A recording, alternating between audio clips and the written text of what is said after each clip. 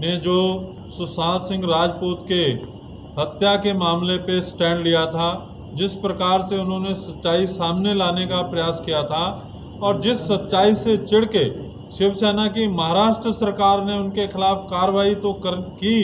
और उसके साथ उनके जो नेता संजय राउत हैं, उन्होंने एक महिला के खिलाफ जो अभद्र भाषा का प्रयोग किया, शिवसेना हिंदुस्तान उनका डट के विरोध करती है। और जिस प्रकार से शिवसेना उद्धव जी की सरकार ने वहाँ पे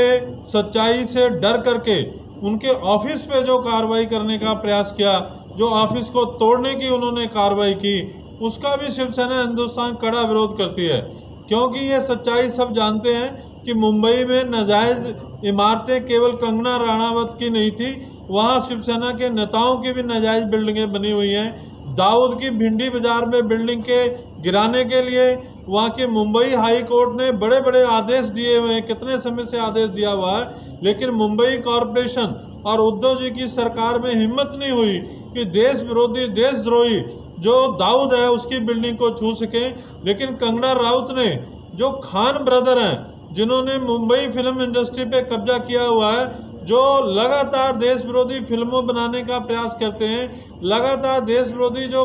भावनाएं होती हैं उनको भड़काने का प्रयास करते हैं, उनके खिलाफ उद्धव सरकार ने कोई भी कार्रवाई नहीं कर सकी। लेकिन जो महिला फिल्मकार अभिनेत्री सच्चाई सामने लाने के लिए सबसे पहले बोली और जिसने निर्भीक होकर आवाज उठाई, उसको डराया और धमकाया गया, उसको कहा गया कि आप मुंबई नहीं आ सकती, आप महाराष्ट्र नहीं आ सकती। मैं अपनी पार्टी की ओर से, शिवसेना हिंदुस्तान की